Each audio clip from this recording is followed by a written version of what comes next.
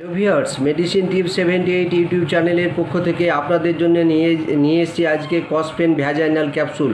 বন্ধুরা স্ক্রিনে দেখতে পাচ্ছেন এটি 600 mg। এটির কম্পোজিশন আছে ফেন্টিকোনাজোল নাইট্রেট ভ্যাজাইনাল ক্যাপসুল। তো যাই হোক বন্ধুরা, এটির দাম হচ্ছে 217 টাকা 69 পয়সা পার 2 ক্যাপসুল।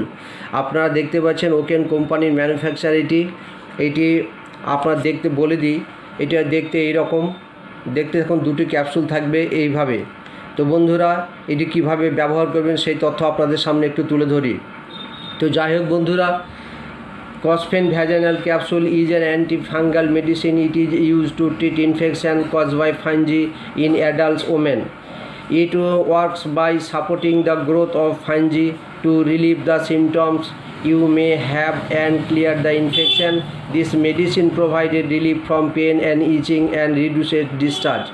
বন্ধুরা, যে সমস্ত ওমেন বা অ্যাডাল্ট ওমেন বা বিবাহিত মেয়ে, তারা আপনাদের কি হয়, বাচ্চাদের চুলকায়, সাদা স্রাব হয়, বাচ্চাদের জ্বালা করে এবং হোয়াইট ডিসচার্জ বা সাদা স্রাব হয়, সেক্ষেত্রে বন্ধুরা এই ক্যাপসুলটি একটি করে রাত্রে শোবার সময় 2 দিন ইউজ করতে পারেন।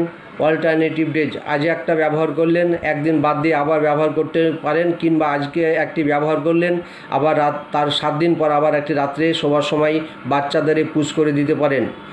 বন্ধুরা, এইভাবে এটি ব্যবহার করতে হয় যাদের সাদা স্রাব হয়, বাচ্চাদের চুলকায় এবং ইনফেকশান থাকে, ফাঙ্গাল ইনফেকশান থাকে, স্বামী স্ত্রী মেলামেশা করতে অসুবিধা হয় এবং সেক্ষেত্রে জ্বালা যন্ত্রণা করে, সেক্ষেত্রে বন্ধুরা এই ক্যাপসুলটি আপনারা ইউজ করবেন।